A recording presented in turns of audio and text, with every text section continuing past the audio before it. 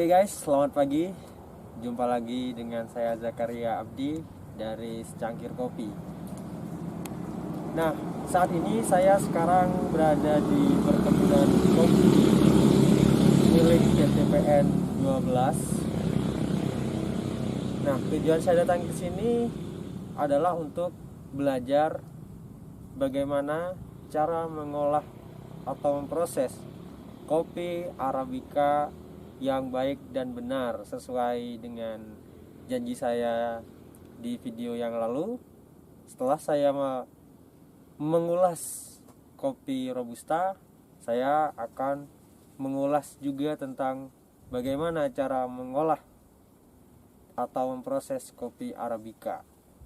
Oke, jika kalian penasaran bagaimana cara mengolah kopi Arabica yang baik dan benar, ikuti perjalanan saya selanjutnya.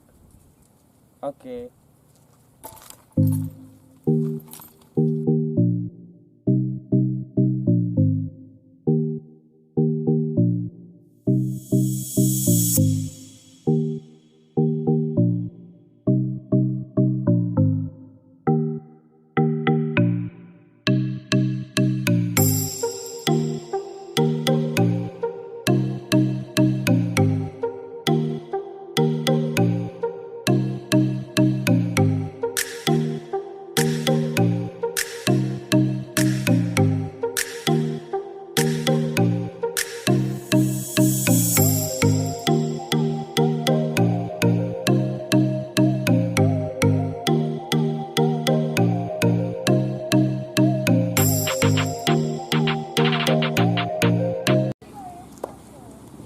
Saat ini sudah sampai di area pabrik, tapi sayangnya pabrik untuk hari Minggu itu libur guys, berbeda dengan pabrik kopi Robusta yang ada di Jember sana.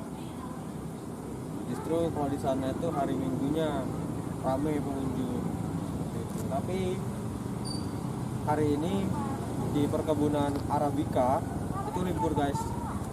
Tapi saya nggak patah semangat, saya sama Pak Satpam barusan diarahkan untuk langsung pergi ke homestay Arabica, dan di sana katanya Pak Satpam tadi langsung bisa menanyakan bagaimana tentang proses-proses kopi Arabica. Oke, mari ikuti kami ke Why do I, baby, why do I love the way you are, we always leave me? Why do I, baby, why do I love the touch but never love the feeling?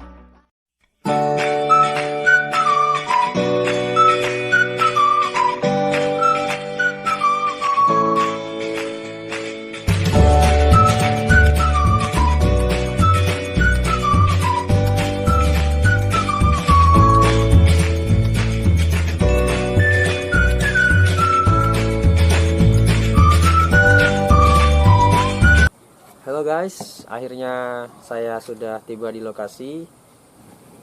Nah, sangat disayangkan sekali guys, barusan saya sudah menemui resepsionis, tapi hal yang sama terjadi lagi seperti ketika saya mengunjungi pabrik pengolahan kopi Robusta seperti itu guys. Ya, kali ini tim Secangkir Kopi lagi-lagi nggak diberi izin. Kalau kemarin nggak diberi izin ngambil gambar, tapi kalau sekarang nggak diberi izin untuk masuk ke dalam. Alasannya karena pabrik saat ini tidak mengolah kopi. Seandainya pabrik itu mengolah kopi, kita mendapatkan izin guys, seperti itu. Nah, seperti yang kalian lihat di belakang saya, di sana itu ada pabrik pengolahan kopi guys. Ada empat gudang. Gudang pertama itu di sana ada mesin pengolah kopinya. Kalau yang mesin kedua dan ketiga itu saya nggak tahu guys, di sana itu ruangan apa. Tapi yang di mesin keempat itu di sana barusan kebetulan sempat berdiskusi juga dengan resepsionisnya. Di sana itu merupakan gudang kopi ready. Dalam artian di sana itu tempat penyimpanan kopi yang memang kopi tersebut sudah siap dikirim. Jadi kopi yang memang sudah siap dikirim dan diolah itu tempatnya berada di gudang yang keempat itu guys. Nah barusan juga saya sempat dikasih tahu sama resepsionisnya, di sini di pabrik ini guys itu standarnya tinggi guys. Jadi ketika kopi itu mau diolah, kopi tersebut memang harus benar-benar matang seperti itu guys. Kalau masih belum matang itu mereka nggak dipanen kopinya guys. Kopinya itu udah dipanen. Jadi di sini itu memang menjaga kualitas. Nah kemudian guys, di sini biasanya ketika mengolah kopi itu dilakukan setiap sore guys, katanya Pak resepsionisnya. Pak resepsionisnya bilang karena sore, pada waktu sore kopi itu sudah siap. Karena kenapa enggak pagi dan siang? Karena pagi dan siangnya itu digunakan untuk memanen kopi seperti itu. Jadi kopi yang dipanen di waktu pagi dan siang itu sorenya dibawa ke pabrik ini, kemudian diolah guys, diolah di pabrik ini. Dan kopinya tersebut memang kopi yang benar-benar matang. Nah di gudang pertama di sana itu ada mesin pengolahan kopi pasca panen guys. Dan saya bisa memastikan di sana itu ada mesin tank kopi yang mana di sana itu digunakan untuk menumpuk kopi. Setelah itu dari mesin tank tersebut kopi langsung dialihkan ke mesin huller. Nah, yang mana di dalam mesin tersebut kopi diolah untuk dikupas. Dalam artian cerinya itu dikupas untuk disisakan kopi dan HS-nya atau hoskinnya seperti itu guys. Nah setelah itu kopi itu difermentasi. Kopi tersebut difermentasi, yang masih ada kulit HS-nya itu kopi tersebut tuh difermentasi. Difermentasi kalau katanya resepsionisnya tadi biasanya di sini itu melakukan fermentasi selama 1 kali 24 jam.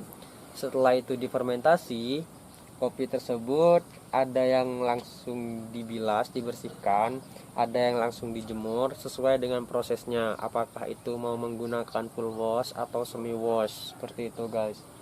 Nah setelah kopi tersebut dijemur dan kering, nah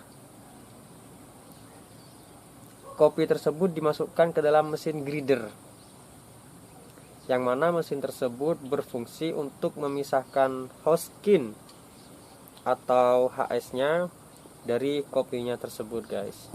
Nah setelah itu dilakukan penggilingan, yang selanjutnya kopi tersebut dimasukkan atau dipindahkan ke dalam mesin detektor atau mesin seleksi untuk memisahkan kopi yang memang kualitasnya bagus dengan kopi yang dia itu masih ada cacat atau defect.